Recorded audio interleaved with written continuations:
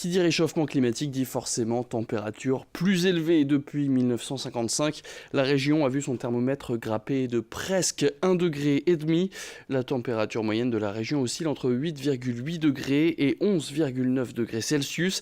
Julien Dumont, chargé de mission Observatoire Climat au CERDD. Ce à quoi on pourrait s'attendre, c'est plutôt à avoir quelque chose qui ressemble au climat d'Angers ou de Carcassonne d'ici à 2050. Ça a des incidences sur les températures en elles-mêmes, mais qui peuvent se décliner sous la forme de jours chauds, de canicules, mais aussi sous la forme de nombre de jours de gel en baisse. Par exemple, sur Boulogne, on observe une baisse de 3 à 4 jours tous les 10 ans, par décennie.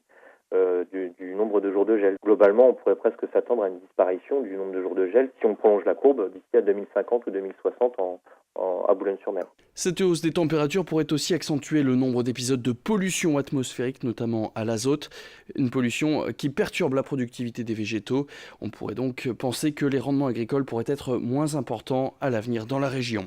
Le monde animal, lui aussi, est impacté. On le voit notamment avec la population d'oiseaux migrateurs. Par exemple, on retrouve de plus en plus de cigognes blanches en Picardie ou de macreuses noires du côté du Cap Griné.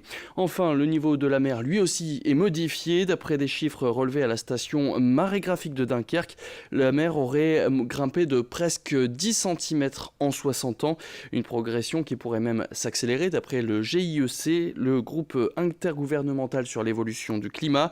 Et si la mer venait à grimper d'encore 1 mètre, une partie du Dunkerquois et du Calaisis serait sous l'eau. Alors pour éviter ce scénario catastrophe, la communauté scientifique est unanime, l'humanité doit réduire de moitié ses émissions de gaz à effet de serre. On sait dire que ces activités humaines qui influencent le climat, elles peuvent être limitées par la gestion des émissions de gaz à effet de serre. Et donc si on les réduit et qu'on reste en dessous d'un seuil de 2 degrés, on peut rester dans un climat qui sera acceptable pour nous.